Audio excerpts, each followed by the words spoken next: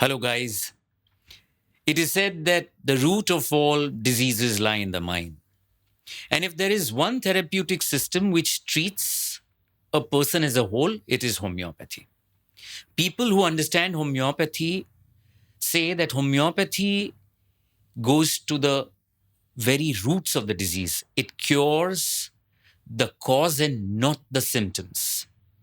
To discuss this, we have with us Dr. Rajesh Shah, a renowned homeopath from Bombay of Life Force Clinic. We welcome Dr. Rajesh Shah for a stimulating conversation on all things homeopathy. Dr. Rajesh, to begin with, homeopathy has been around from last 200 years or more than that. आप हमें ये बताइए कि homeopathy को लेके homeopathy के आलोचक ज्यादा हैं और प्रशंसक कम है. इसका कारण क्या है? क्या इसका कारण ये है कि जो मॉडर्न मेडिसिन है, जिसे हम एलोपैथी के नाम से जानते हैं, उन्होंने एक ये प्रोपोगेंडा किया हुआ है कि सिर्फ मॉडर्न मेडिसिन ही सबसे बेस्ट सिस्टम ऑफ हीलिंग है और बाकी कोई भी सिस्टम, चाहे होम्योपैथी हो, आयुर्वेदा हो, यूनानी हो, वो कोई भी फुल प्रूफ सिस्टम नहीं है. So there is so much of criticism, around homeopathy. What do you think? Why are there more critics who are hell-bent on ridiculing the science rather than appreciating the science?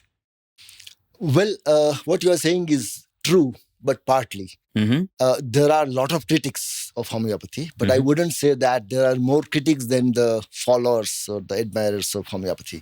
There are critics, there are skeptics who talk against homeopathy.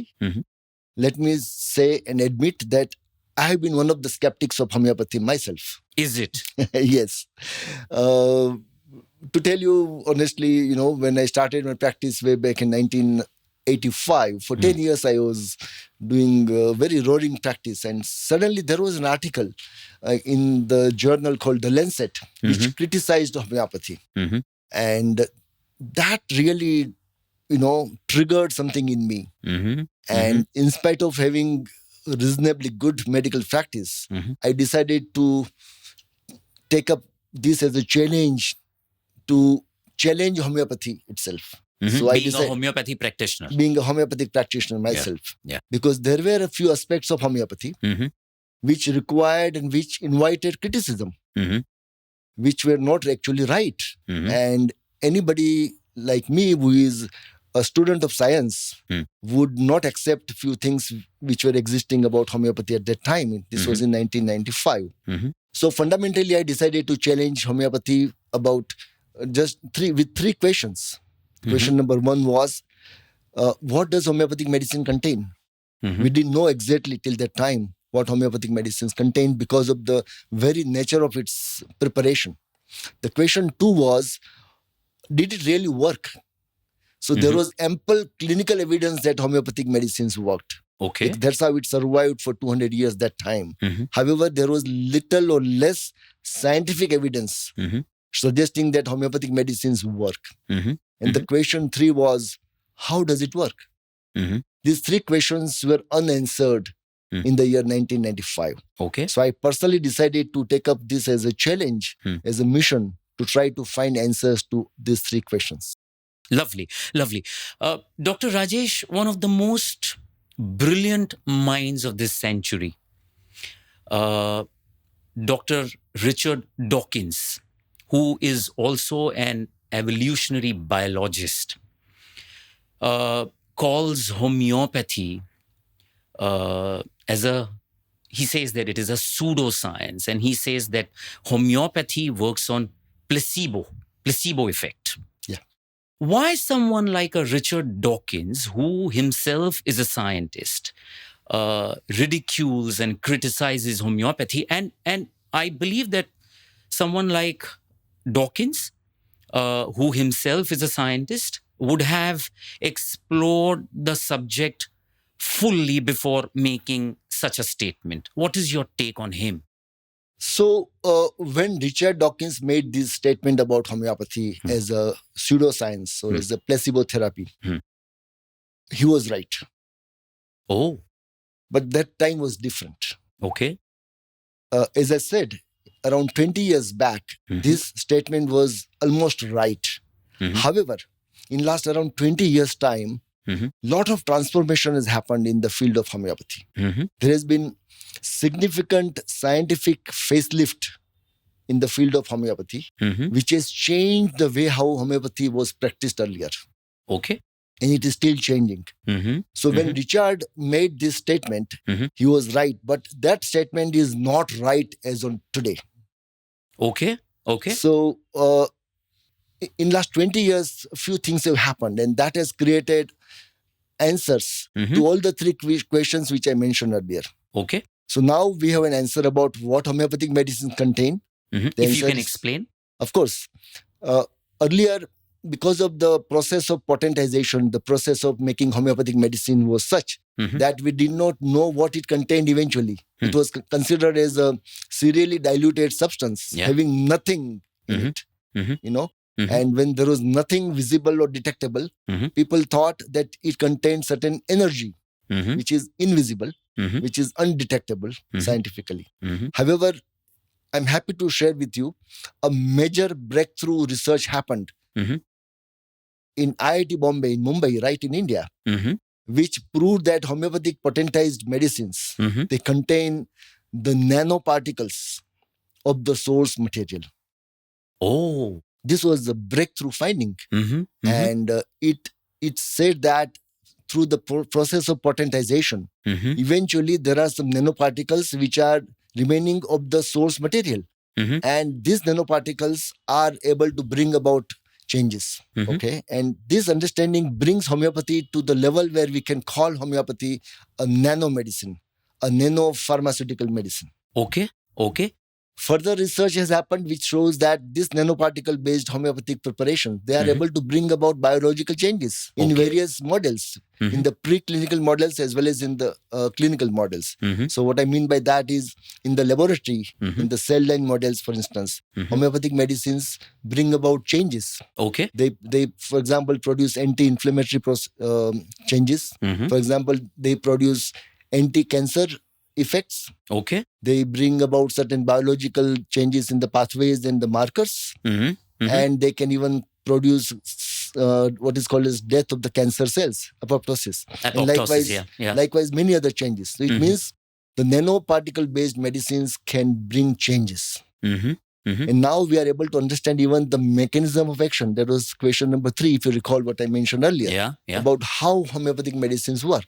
So now we have understanding which is getting clear about how these nanoparticle-based medicines are able to bring about various immunological changes, for example.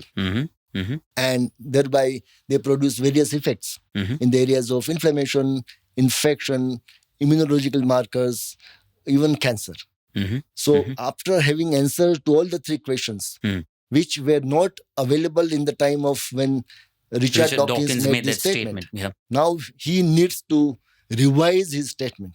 Okay. And through this forum, I'm humbly would like to, in fact, invite Richard Dawkins, or rather give him a challenge to sit again with us, and we can help him change his approach to homeopathy. His view and his opinion, yeah. जब मैं किसी homeopath से बात करता हूँ और उनसे पूछता हूँ कि होम्योपैथी का basis, what is the basis of homeopathy? इसका जो basic fundamental crux homeopathy का क्या है? तो मुझे ऐसा जवाब मिलता है that homeopathy works on a principle of like cures like.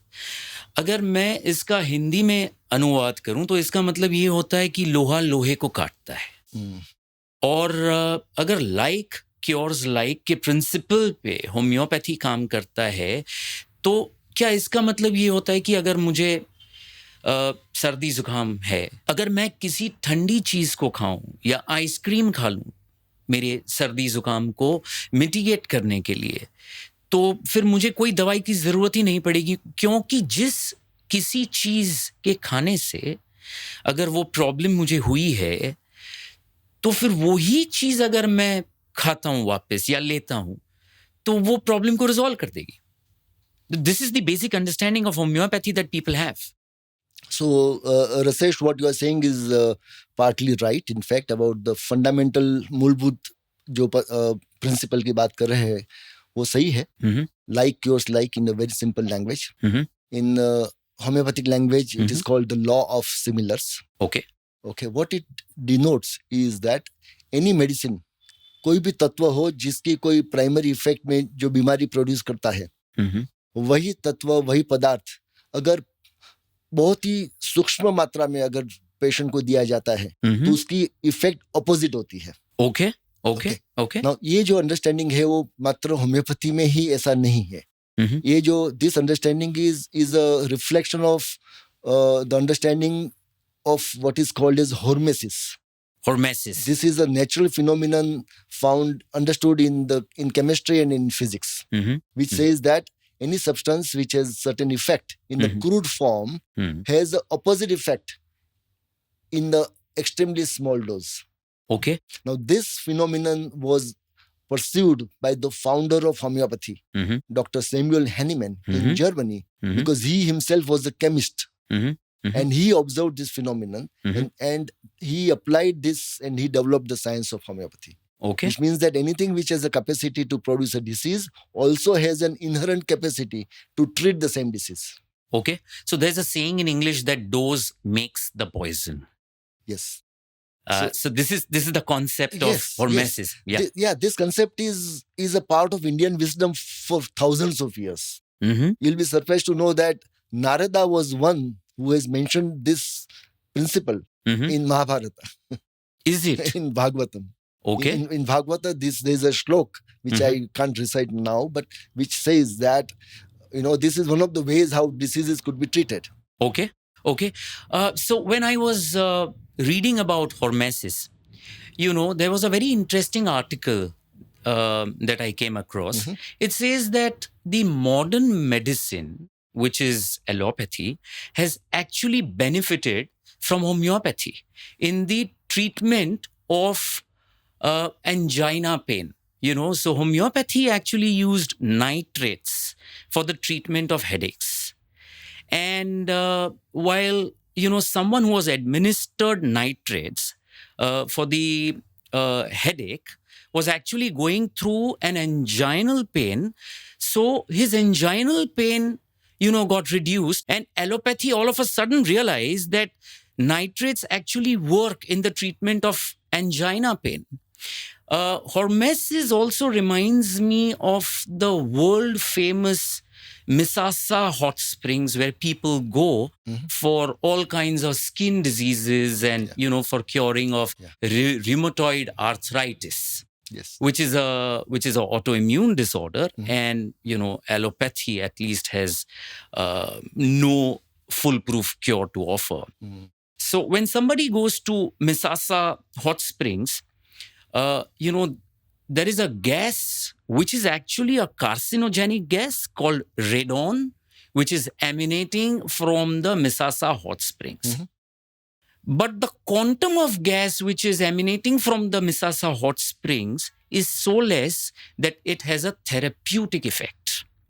And because the skin cannot absorb radon, when people enter the hot spring, they start breathing the gas. And through the lungs, when it enters the system, there is, that gas works like an antioxidant, and people are cured of skin diseases and rheumatoid arthritis. So this also works on the principle of hormesis. Am I correct? Yes. So if you are bringing me to talk about something very basics, and that is, after all, what is allopathy and what is homeopathy? Both these systems are made on the basis of natural phenomena. People have observed how things happen in nature. So allopathy, for instance, which is no more valid today. Today's allopathic system of medicine is actually now called conventional medicine. Right. In the olden days, it was called allopathy. Okay. And you will be surprised to know how the word allopathy came. Do you have any idea? No. Let me tell you. The word allopathy did not exist until the year 1796. Mm-hmm. The old system of medicine that time was called orthodox medicine. Okay. Or old medicine. Okay. And that was the time when Dr. Samuel Hahnemann, Mm-hmm. he introduced homeopathy. Mm-hmm. He was a practitioner of orthodox medicine. He was an MD. So what you're saying is that the founder of homeopathy used to actually practice allopathy at one point in time. Yes, which was known as orthodox medicine. That's right. Okay. And the word allopathy never existed. But when he introduced a new system, homeopathy, he wanted to give a name to the old system to differentiate his new system. Okay. And he gave the name allopathy to the old prevalent system that time. I am sure a lot of doctors also don't know this. Not of allopathic doctors or so-called allopathic doctors wouldn't know this. Yeah. You know, and now see that allopathy in those years was quite unscientific and that evolved over time. In the last century, the old system of medicine or allopathy or whatever you call it, it took help of the developments in this field of science. And that's how antibiotics came, pharmacology evolved, surgery and surgical treatments also evolved, investigational therapy, modalities also evolved. And that's how allopathy became modern medicine or conventional medicine. Unfortunately, homeopathy did not grow so very well. Let me say that in the last century. Okay. It remained behind. What do you think is the reason? The reason was that the technology available that time was not able to substantiate what homeopathic medicines contained. Because they contained extremely small dose, which we now know as nanoparticles. But older technology was not able to support that. So can we say that the older technologies could not quantify the homeopathy medicine or the substances that went into making the homeopathy concoction? Yes, it could not detect and it could not quantify both. So in fact, I would say homeopathy was so advanced that time that what it contained was not identifiable by the technologies available then. Right. Which is now understood better today. Right. So, while we were discussing the homeopathy treatment and the science of homeopathy, you spoke about antibiotics. So, this is one question that a lot of people have. Antibiotics are needed in emergency situation, sometimes when there is a bacterial infection or a patient has undergone a surgical intervention, antibiotics are administered to avoid any kind of infection. Does homeopathy also offer such a cure that in a emergency situation, if certain homeopathic drugs are administered, they will have the same effect of what antibiotics has? Good question, Rasesh. Let me answer this correctly. What is an antibiotic? Antibiotic is a chemical-based medicine which has the capacity to kill the bacteria. Okay. To treat any infection, there are two ways of treating it. One, you treat it by giving something by killing the bacteria. That is one way of doing it. That's what exactly is done by antibiotics. There is another way of doing it, and that is not by killing the bacteria, but by giving some medicine to the body, which will activate or trigger the defense mechanism in the body, and whereby it will take care of the infection. Because our body has enormous capacity to defend, to fight against bacteria. Isn't it? We are surrounded by millions and trillions of bacteria, but we don't keep getting infected because our body is taking care of that. Yeah. So if there's a way whereby we can activate the body's immune mechanism in such a way that it can fight against bacteria without killing them by giving the chemicals. And there is a way in homeopathy. So homeopathic medicines work against infection by activating the body's immune system. And eventually it can get rid of the infection. Okay. So it is everybody's experience with the homeopathic practitioners that all day-to-day common infections, which are bacterial or virus, affecting the respiratory tract, they can be tackled very well with homeopathy. And antibiotics could be avoided in many of these cases. But if the infection is very severe, for example, if one has bronchopneumonia, pneumonitis of, say, both the sides of the lungs, then probably we do not have enough time, and the antibiotics would work little faster than homeopathy. So we have to understand this and try to integrate both these systems together. That is lovely. That is lovely. So what you are essentially saying is that there are some diseases, there are some infections where support from allopathy is needed, and when it is an alarming situation, allopathy has to be administered. So, one of the most brilliant minds in the medical fraternity today, Dr. B.M. Hegde, calls allopathy as the emergency system of medicine. Right. So you agree with his definition? Yes. In fact, how I look at allopathy and homeopathy is that I do not consider them as kind of enemies with each other. I consider them as two different ways of treating the diseases. Okay, both the systems of medicine have their advantages and limitations. And the good physician is one who is able to integrate both of them. Beautiful. Because, a role of a physician or a doctor is to treat, is to heal. And if a doctor gets identified with one particular system of healing and then gets biased and then closes his mind, to all the other systems, then he is no longer a doctor. Right? Yes. So, yeah. Dr. Rajesh, while we were discussing hormesis and I gave those two examples of nitrates and the world famous Misasa hot springs, I would want to know from you, which are those homeopathy concoctions? And if you can give some examples which a common man or which everyone would be able to connect, which are those concoctions based on the principle of hormesis, which will even make this concept more simpler for people to understand? Yeah, sure, I'll do that. And before that, you used the word bias. And I personally believe that bias is a disease which at least doctors should not suffer with. Giving an example about like cures, I'll give a very simple example. Everybody has experienced the use of coffee. So when you drink coffee, you feel little excited, you feel exhilarated, you feel active in mind, and you might feel little sleepless with lot of thoughts and etc. in the mind. Now the same thing happens when you are also possibly sleepless. If somebody is suffering with sleeplessness as a disease, also has activity of the mind, lot of thoughts in the mind, becoming restless and not getting sleep. So it means that coffee, if produces sleeplessness, so a medicine prepared from coffee should treat sleeplessness.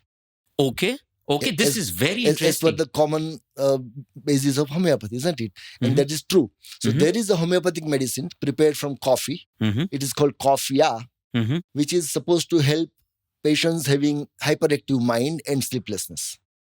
So that is how homeopathy works, basically. This is also an example of hormesis, so to say. Another example is that when you are cutting, say, onions, जब आप प्याज को काटते हो kitchen में, तो because of the irritation of the प्याज, the onion के irritation से आपकी आंख में से पानी निकलता है, नाक से पानी निकलता है, तो which are the symptoms similar to that of common cold. आपको लगता है जैसे आपको सर्दी जुकाम हो गया.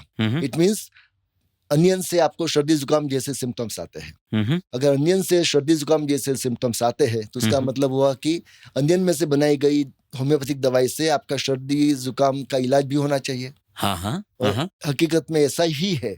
होम्योपैथी में से एक दवाई बनती है, उसका नाम है allium cepa, which is prepared from onion, and that is the common medicine used to treat common cold or सर्दी जुकाम. So that's the way we have around 1,500 different medicines in homeopathy, whose effects are very well documented. They produce various effects on the human system, and they are treated and they are used to treat such diseases. Right. Correct me if I am wrong, but with my limited knowledge, आप जो बता रहे हैं उससे मुझे ये समझ में आता है कि ये जो वैक्सीन्स बनती है इम्यूनाइजेशन के लिए, जैसे कि कोविड की जो वैक्सीन बनी, तो कोविड की वैक्सीन भी यही प्रिंसिपल से शायद बनी थी कि इनएक्टिवेटेड वायरस को लेके या उस इनएक्टिवेटेड वायरस के जेनेटिक मटेरियल को लेके वैक्सीन के द्वारा लोगों को एडमिनिस्टर किया गया, और जब उस वैक्सीन को लोग लेते हैं और वो इनएक्टिवेटेड वायरस का जेनेटिक मटेरियल जब लोगों के शरीर में जाता है तो there is an immune response to fight the inactivated virus, और जब वो इम्यून रिस्पॉन्स बॉडी में क्रिएट होता है तो एंटीबॉडीज बनती है। तो डॉक्टर राजेश, मुझे ताज्जुब ये लग रहा है कि जब एलोपैथियंस या मॉडर्न मेडिसिन यही प्रिंसिपल पे वैक्सीन या इम्यूनाइजेशन जब क्रिएट करते हैं, तो क्यों होम्योपैथी के इस प्रिंसिपल को लोग मजाक में लेते हैं? वेल, वैक्सीनेशन के बारे में मैं कुछ बताऊंगा. Vaccination was introduced by one British biologist called Edward Jenner. Okay. You'll be surprised to know that vaccination and homeopathy were born in the same year, 1796. Okay. And both are based on the same principle, so to say. Okay.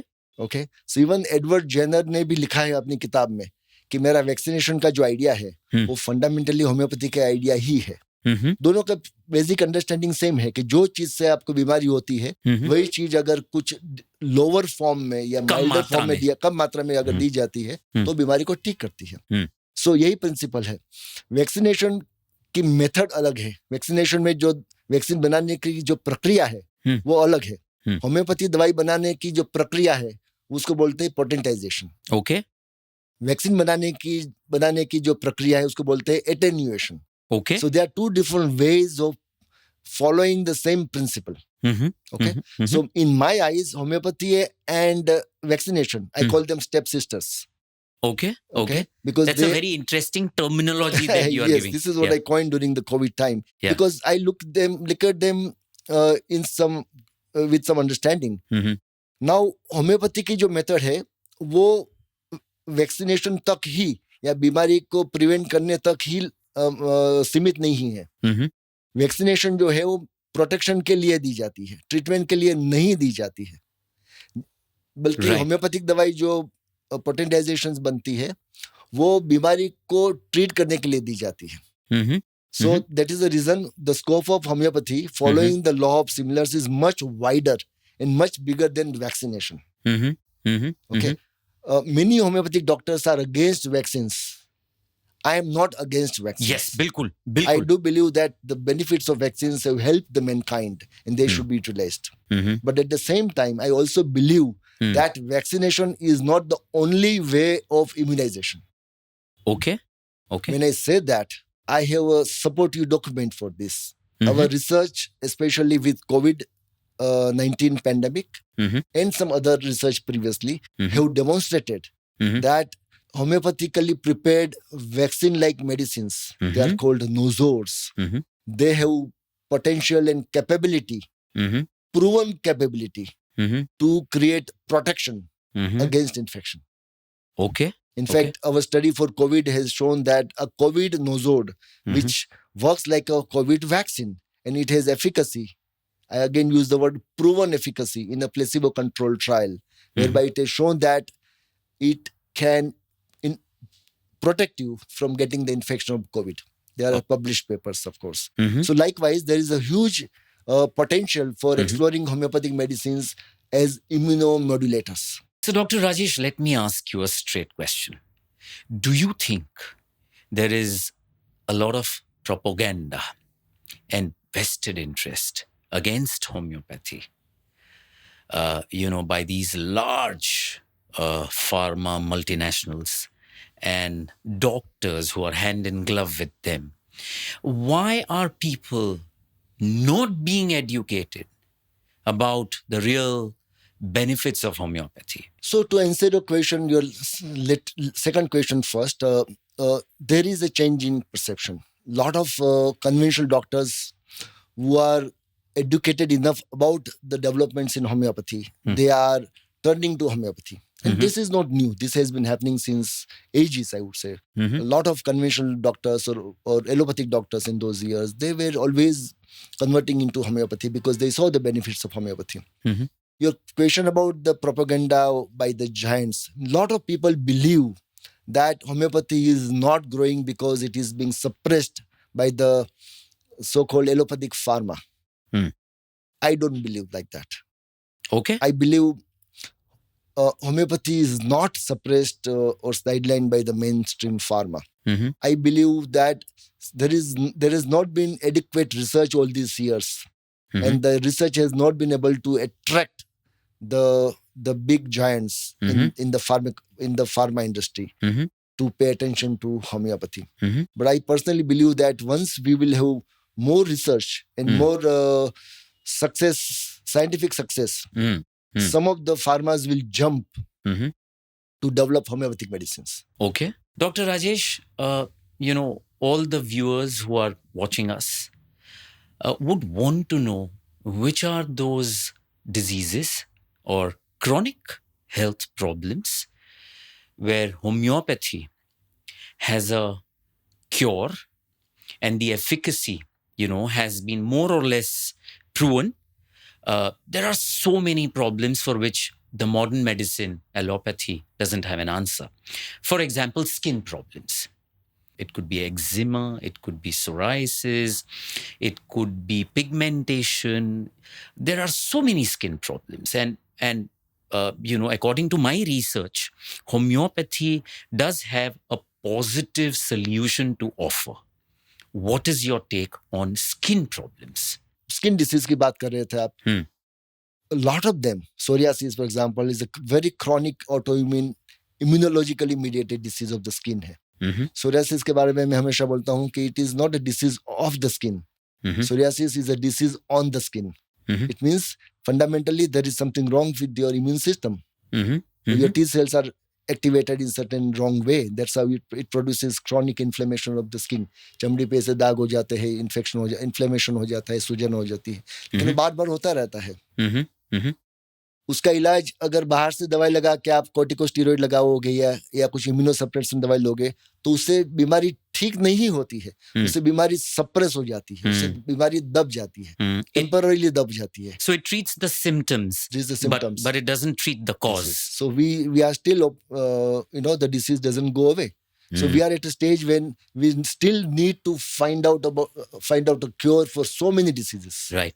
Okay. So I always say that as a physician, I cannot afford to be arrogant about my system of medicine. Right.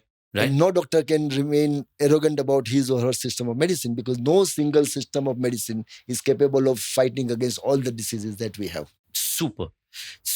But does homeopathy have any hope to offer to those people who are suffering from this kind of acute chronic, skin diseases like psoriasis or eczema? Because there are children who are suffering from eczema and psoriasis. So what is your take on that?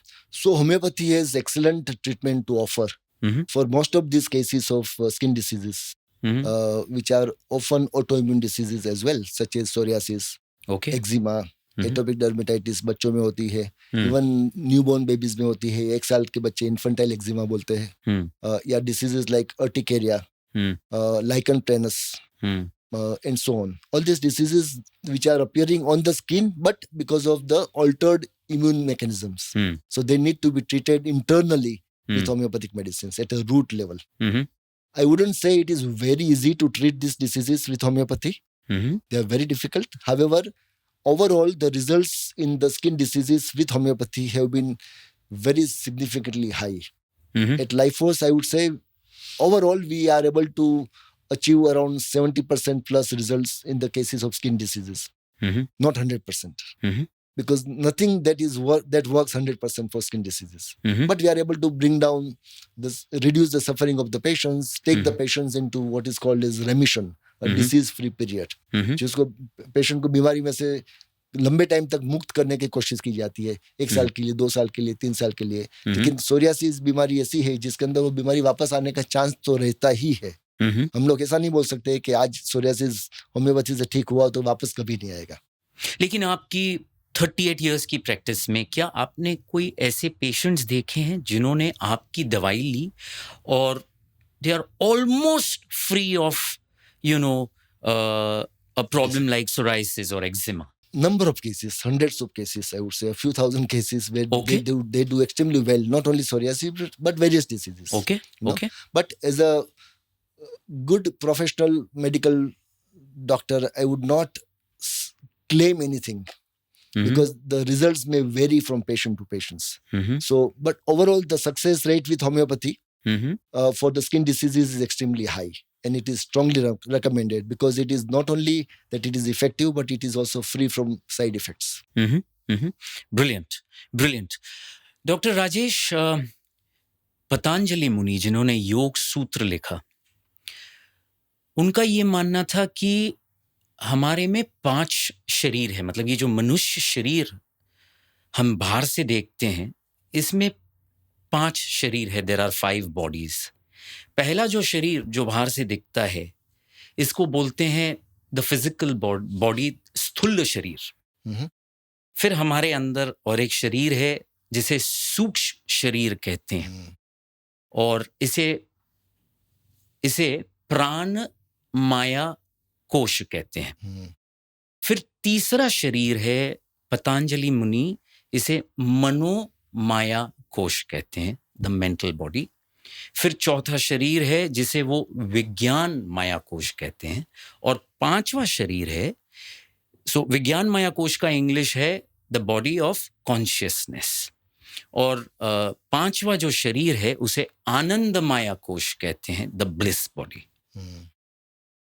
Osho ने कहीं पे कहा है that homeopathy works on the मनो माया कोश, which is the mental body.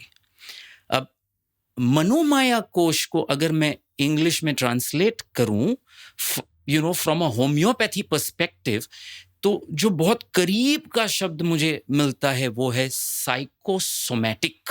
But क्योंकि हम skin diseases की बात करते हैं, तो क्या आपको ऐसा लगता है कि all kinds of skin problems और any chronic disease that a person suffers from stems from this concept of psychosomatic problem?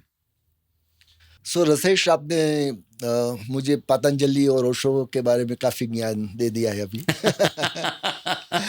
You said it very aptly, and homeopathy has a very unique understanding about treating so many diseases which are psychosomatic. Sir, if you could just explain for the benefit of our viewers, what is psychosomatic disease? Sure. A psychosomatic disease का मतलब होता है जो बीमारी mind से शुरू होके body पे आती है। साइको मतलब mind, psych, and somatic is body. Any disease which is starting or triggered by mental stress or mental factors or emotional factors, which is reflecting into at a body level. Okay. जैसे कि आपको बहुत anxiety है, बहुत फिक्र है, बहुत ही stress है, बहुत ही टेंशन में रहते हैं आप, तो आपको एसिडिटी हो जाती है। तो जब बहुत ही एंजाइटी रहती है तो उससे आपकी एक वेगस नर्व होती है बॉडी के अंदर, जो हुजरी को या पेट को या स्टमक को एक्टिवेट करती है, उसके अंदर एसिड सिक्रेशन को सिक्रेट करती है, तो that gets stimulated. So as a result आपका एसिड सिक्रेशन बढ़ जाता है और आपका एसिडिटी हो जाती है। This is the simplest example. Likewise if you are anxious for a longer time, it can have lot of bad effects on the body. आपका ब्लड प्रेशर बढ़ सकता है, आपके मसल्स में टेंशन बढ़ के आपको हेडेक हो सकता है, आपको और भी काफी सारी बीमारियां प्रोलॉन्ग्ड स्ट्रेस से हो सकती है। अगर आपको आघात लगा, बहुत ही शॉक लगा, बहुत ही मेंटली आप डिस्टर्ब हो जाते हैं due to some loss in the family members, or any external stimuli, any strong powerful stimulus, then that will immediately have effect on your body. Yeah. so much so that even अगर आपका nature भी गुस्से वाला है, आप बार बार गुस्से हो जाते हैं, तो जब गुस्सा करोगे तो बॉडी के अंदर some bad chemicals, so to say, will get released and which will make you feel bad, है ना? अगर आप आर्टिफिशियली भी अगर मैं आपको बोलूं कि आप 10 सेकंड के लिए गुस्सा व्यतीत कीजिए या प्रकट कीजिए, तो आप जब गुस्सा की एक्टिंग भी करोगे तो बॉडी के अंदर तनाव आएगा या प्रेशर आएगा. सो ये जो लोग कहते हैं कि जब आप गुस्सा होते हैं या जब आप स्ट्रेस्ड होते हैं तो आपकी बॉडी में एक हार्मोन है जिसे कॉर्टिसोल कहा जाता है, कॉर्टिसोल रिलीज होता है, और आप जब बहुत तनाव में होते हैं या बहुत एंशियस है या डरे हुए हैं तो एड्रेनलिन जरूरत से ज्यादा रिलीज होता है. क्या ये बात सही है? ऑफ कोर्स सही है, क्योंकि आपके जो भी इमोशंस होते हैं उसकी इफेक्ट इमीडिएटली बॉडी पर, हार्मोन लेवल पर, बॉडी के केमिकल्स के पर होती है, तो रिलीज होते हैं. अगर आप बहुत ही खुश होते हैं तो डोपामिन रिलीज होता है, ऑक्सीटोसिन रिलीज होता है. आप स्ट्रेस्ड आउट है तो एड्रेनलिन, कॉर्टिसोल होता है, उसकी इफेक्ट बॉडी पे होती है. ये हार्मोन्स बहुत ही पावरफुल केमिकल्स होते हैं. इन स्मॉल सूक्ष्म मात्रा में भी वो काफी बड़ी इफेक्ट प्रोड्यूस कर सकता है. Okay. So having said that, homeopathic medicine जो होती है वो खाली बीमारी के फिजिकल सिम्टम्स पर ही नहीं दी जाती है. होम्योपैथी दवाई पेशेंट की बीमारी के लक्षण के उपरांत उसके साइकोलॉजिकल स्ट्रक्चर जो होता है, उसका मनोवैज्ञानिक स्ट्रक्चर होता है, उसका माइंड सेट जो होता है, उसका जो नेचर होता है, उसका जो इमोशनल, उसकी प्रकृति होती है, उसको भी ख्याल में लेके होम्योपैथिक दवाई दी जाती है. So, शायद मेरी अंडरस्टैंडिंग में होम्योपैथी एक ही सिस्टम ऐसी है जो मन और शरीर दोनों के सिम्टम्स का अभ्यास करने के बाद दवाई दी जाती है. So what you're saying is that you are not only treating the disease, but you are treating the patient as a whole. Yes. There was one very interesting article that I read. A lot of skin issues that a young child, develops when a child is inside the womb, and if the mother goes through some kind of a mental or an emotional trauma, the repercussions, the ramifications of those negative thoughts that she's going through or disturbances that she's going through will have an effect on the child's health. Yes, the mind has definite impact on the health, right? And many people believe that all these diseases which you mentioned, skin diseases, for example, psoriasis, eczema, lichen planus, are psychosomatic. So they are often psychosomatic. May not be always psychosomatic. However, they are largely connected with the immunological system of the body and genetic factors. So oftentimes we see that eczema or psoriasis is because of the genetic tendencies and immunological factors. However, they are also triggered by psychological stress. So it is a combination. These diseases are multifactorial diseases. They are not triggered by only one particular emotion or just by one aspect. So when we treat them with homeopathy, we try to look at the totality. The very concept of totality in homeopathy is because most of the diseases are multifactorial. They are affected or influenced by many factors, not by one single reason or cause. So we need to look at the disease in totality. That's the way when we treat patients, we treat the mind and body together in totality. तो इसका मतलब ये भी होता है कि जब आपके पास कोई पेशेंट आता है स्किन डिजीज के प्रॉब्लम को लेके, और जब आप उस पेशेंट की हिस्ट्री लेते हैं और जाने अनजाने अगर वो पेशेंट आपको सही चीजें नहीं बताता है तो आप उसे जो मेडिसिन देंगे वो पूरी तरीके से काम नहीं करेगी. Yes, since we believe in totality, we need some information about various segments, about your disease per se, about your emotional aspects as well as family history, past history, genetic factors, and so on. So a good history taking is very important part of homeopathic success. Dr. Rajesh, today, a dreaded disease like cancer has impacted people all over the globe, and it has reached epic proportion. In India, there are people from all segments of society who are getting affected with this disease. Do you think that cancer also sometimes stems or emanates from a psychosomatic disturbance? So cancer is a good example of having the multifactorial uh, etiology or causation, as I was mentioning in the previous talk with you. Cancer is a very complex disease. Talking about homeopathy and cancer, let me tell you that we do not have a proven treatment in cancer which alone could cure every case of cancer. Let me be honest. Just like any other system of medicine. However, the good news is that we have adequate clinical evidence suggesting that homeopathy has a great role to play in the management of cancers. Okay. It can help to reduce the growth, slower the growth of the cancer as a disease. It has the capacity to alleviate the symptoms of cancer. Okay. It has a possibility of reducing the adverse effects of chemotherapy or radiation. Several scientists in the world have worked on cancer and homeopathy, and they have shown good initial findings suggesting that homeopathy has great potential.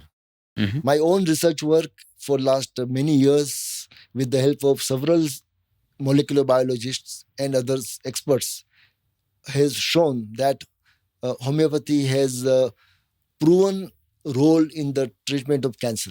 We have done certain studies in various levels. We have done studies in a cell line model in the laboratory, whereby we have demonstrated that homeopathic medicines can kill the cancer cell in the cell line in the laboratory.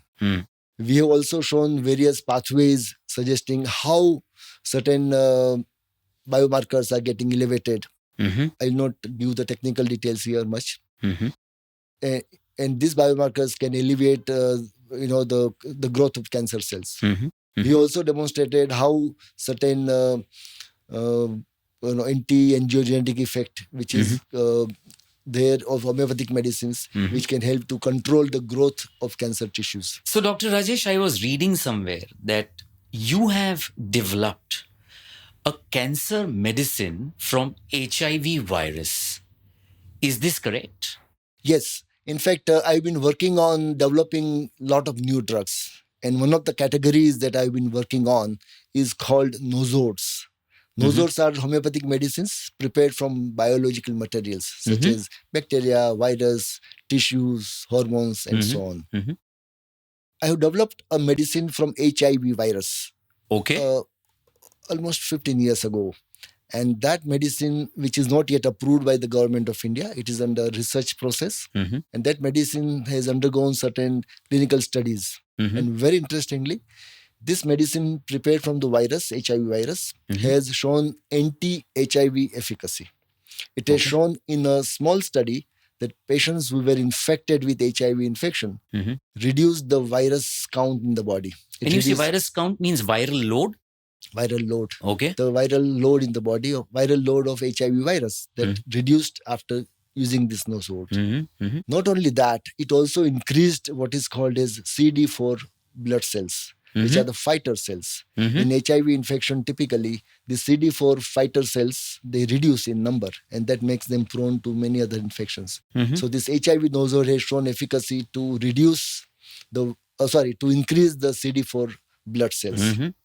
Very interestingly, if you recall, I mentioned that the homeopathic principle says that anything which can produce a disease could also treat the disease. Right.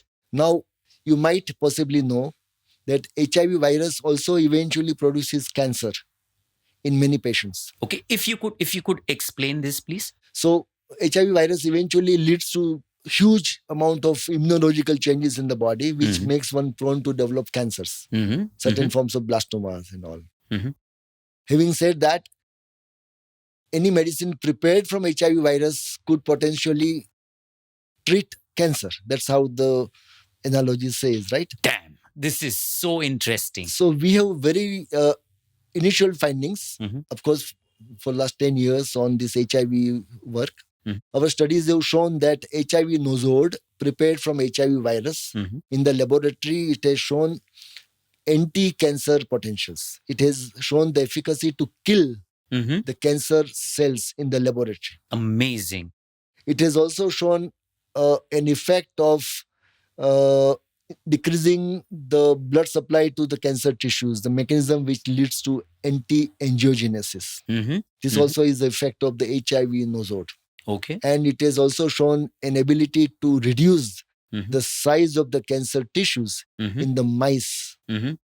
So these studies have shown a lot of potential of anti-cancer potentials of HIV nosode. However, as I said, this is still under the review process, and maybe some more work is required, and more trials are also required to make it available as a form of therapy for cancer in future. Does homeopathy has something to offer in terms of mitigation of the problem or reducing the problem? So asthma is one of them.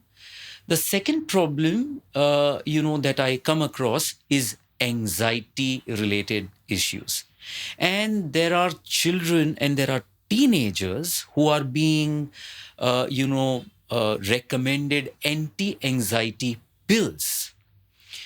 And that is leading to insomnia and so many other disturbances. They are irritated throughout the day. So we would want to know from you that what has homeopathy to offer? Yes, so you asked me about two conditions. One is asthma, especially in children. And patients of asthma nowadays use inhalers, which is a great tool, of course. It is very useful to bring about immediate relief in the bronchospasm or the chest congestion. However, we must realize that the pump that you are using for asthma or asthma is not a toy. आप बच्चों में जो asthma होता है, दमा होता है, उसको आप पंप दे देते हैं कि चलो दिन में 2 बार 3 बार लगाओ और सो जाओ. But that also brings lot of dependency. अगर आप उसके पास से पंप ले लेंगे 2 दिन के लिए 3 दिन के लिए, तो शायद वो सर्वाइव नहीं कर पाएगा. इमीडिएटली उसको हॉस्पिटलाइज करना पड़ेगा. So the pump used for asthma should not be used as a toy. ये कोई खेलने का खिलौना नहीं है. इसके लिए आपको दूसरा सॉल्यूशन सोचना चाहिए. Okay. You cannot remain happy saying कि मेरा बच्चा अस्थमा का लिए पंप ले रहा है ना तो ठीक हो रहा है. No. How is it possible? Imagine a time when the child is on a playground or somewhere out and he has lost his pump, and what will happen to the child? So you need to look for a solution which is much better than using just inhaled steroids or bronchodilators in the form of a pump or a puff. Right. So Delhi में ऐसा कहा जाता है कि जब pollution की problem सबसे acute होती है विंटर्स में, तब दिल्ली में about 40% children are given pumps. Yeah. And the solution here is homeopathy has definitely very interesting treatment for asthma in children especially, and also in adults, and it can really help a lot. So it can reduce pump dependency? Yes, it can reduce the frequency of episodes of attacks of bronchial asthma, as well as reduce the dependency on the pump. Please understand, when you are taking or giving puff or pump to a child, you are creating a drug dependency. Okay. That's a big thing. It has been taken very lightly by a lot of people. We come across so many pediatricians, बच्चों के doctor, जो खुद के बच्चे को जब asthma होता है तो वो होम्योपैथी दवाई के लिए लेके आते हैं. So it's a common experience that homeopathy works extremely well to reduce the frequency of episodes of wheezing or bronchial asthma. Right. You also touched very interesting and very important aspect of anxiety. Yeah. Which is an epidemic nowadays. People have anxiety all over the world. Yeah. It's like pandemic, you may say. Yeah. And younger people having anxiety, they feel stressed out. Yeah. They feel low, they feel depressed. 20-30 years back, we never heard that children get depressed. Right. Not Absolutely. that they did not get depressed, but then the incidence has increased dramatically because of various reasons: our lifestyle, our expectations, our stress factors at school, our demands and from kids, and so on and so forth. And they are given chemical-based anti-anxiety medicines, antidepressant medicines, which in my view is not a good idea, because there is a softer solution to that. Okay. Homeopathy can work very well to alleviate anxiety symptoms and depression in children as well as in adults, but especially in children. And it is not at all a good idea to keep the child on strong chemical-based medicines. They should be better avoided. Okay. Strong chemical-based anti-anxiety, antidepressant medicine should be reserved only for those cases which are very severe.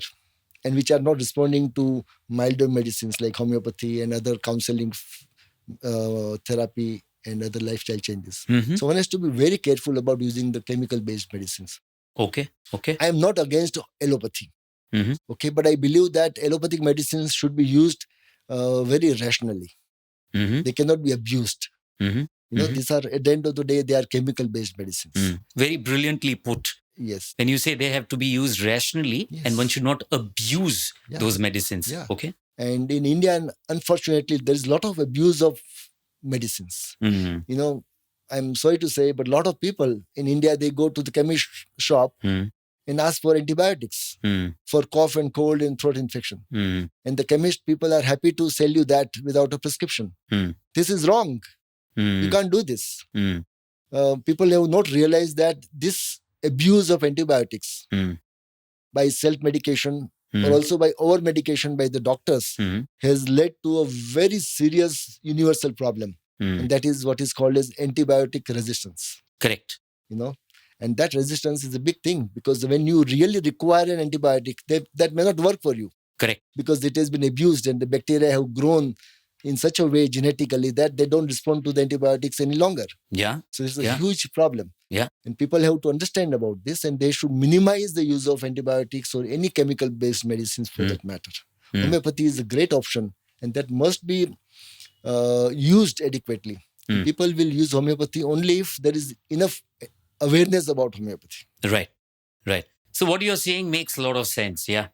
Yeah, thank you. And I also would like to say, Rasesh, I've heard people saying कि हम तो homeopathy में विश्वास नहीं करते हैं, और हमारे डॉक्टर ने बोला है कि होम्योपैथी अच्छा नहीं है, या I don't care about homeopathy, ऐसा लोग बोलते हैं. जब मैं ये सब सुनता हूँ तो मुझे कई बार दुख भी होता है और ज्यादातर हंसी आती है. हंसी इसलिए आती है कि अगर आप जैसा एजुकेटेड आदमी अगर ऐसा बोलता है कि मैं इंटरनेट में नहीं मानता हूँ, ये सोशल मीडिया क्या होता है, उससे कुछ फर्क नहीं पड़ता है, और I don't care about chat GPT, then isn't that ridiculous? Absolutely. So anybody who talks about homeopathy is saying that I don't believe in homeopathy or I don't care about homeopathy, I must say that this belief is completely because of your ignorance and because of your bias about homeopathy. Homeopathy is the second most popular system of medicine in the world as per the WHO. And you cannot ignore it. And especially the current development and transformation which has happened in last 20 years in the field of homeopathy. It has grown so very well scientifically, and it is growing that one cannot ignore. You cannot suffer with the diseases because you did not know about homeopathy. Right. Or because you had a bias with homeopathy. I often say that your children should not suffer with various diseases which could be treated otherwise with homeopathy, only because you did not know about it. Very well put.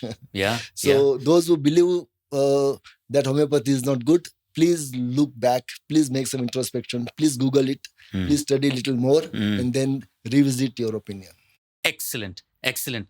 Dr. Rajesh, thank you so much for this enlightening, informative, and insightful conversation. You rarely come across a medical professional who is so open-minded, unbiased, unprejudiced, and ready to learn, evolve, and accept things out of some other systems in which he is not a specialist. So this is a very rare quality to have. And I think, as you said, I'm just using your words in a different way, that the future of medicine lies in the integration of different therapeutic systems and methods. And the need of the hour is someone who has a similar mindset like yours, especially if you are a doctor. One has to be extremely open and not orthodox and conservative in their approach. Thank you once again for all your time. We truly appreciate it. Thank you so much.